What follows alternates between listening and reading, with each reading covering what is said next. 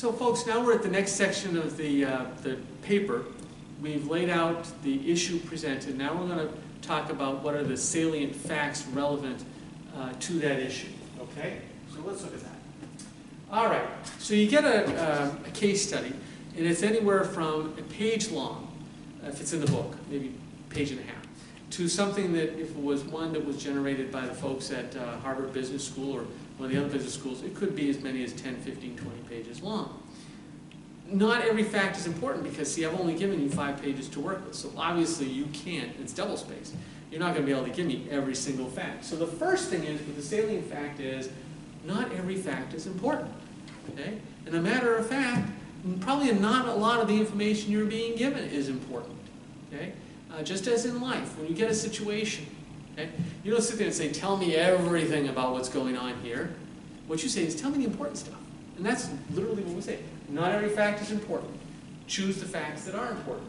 Because the salient facts are only those facts relevant to the issue presented. So that's why it's so important that you do the issue first, okay? And that you determine, this is what I'm going to be talking about. Because you're only going to pull out facts that go to that. Very quickly, I'll give you an example. If you're talking about whether or not the company is making a profit, it doesn't matter if the CEO is driving a Lexus. Okay? If you're talking about the supply chain and whether or not they're able to achieve just-in-time manufacturing, okay, and whether or not they've hit their 6 Sigma requirements, okay, then it's irrelevant to me whether or not the marketing and sales department is doing what they're supposed to be doing, or that the finance department is doing what it's supposed to be doing. Okay? So, you know, once you determine the issue, that's where you're going to get your facts from. And everything else is irrelevant. Okay? It's very important, you know, citation. You have to be able to say where these facts are coming from. Okay? You can't just say that, the company did X or the CEO did Y, and I'm going to believe you. Okay? Because I want to know where you got it from. Okay? So in other words, if you found on page 6 that this is what happened on the case, or table 3 or whatever in the case, you have to say, this is the page I found it out, or this is the table it's from. So very much as you go through the facts and and you're reading it after you've drafted it, it should be the following. This should be a statement, is the fact, followed by a citation, right? Page 6. And here's another fact, found on page 4. Here's another fact, found in table 3, line 2. Here's another fact, it's on page 7. Here's another fact, page 9. Every single fact that you present should be able to be located quickly and efficiently in the document from which it came.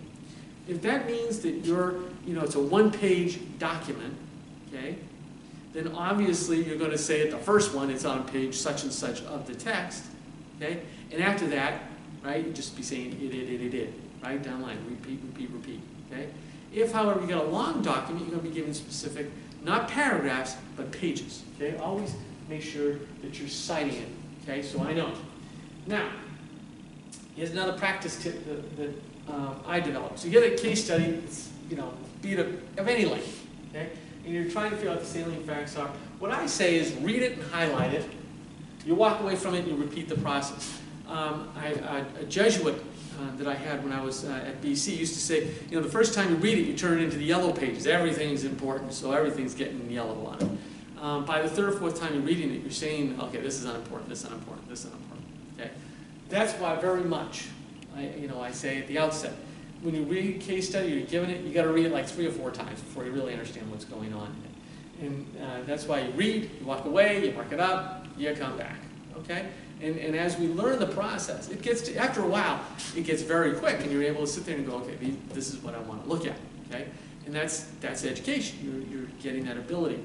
Okay? But when you start out, it's like wash, rinse, repeat. Read, mark it, put it down. Read, mark it, put it down. Okay? And then you go from there. Okay? But that's how we do our salient facts. Now the next section after this is the analysis section. Okay? So now we're going to build on the paper. We've laid out the issue, we've laid out the facts, and now we're going to do our analysis.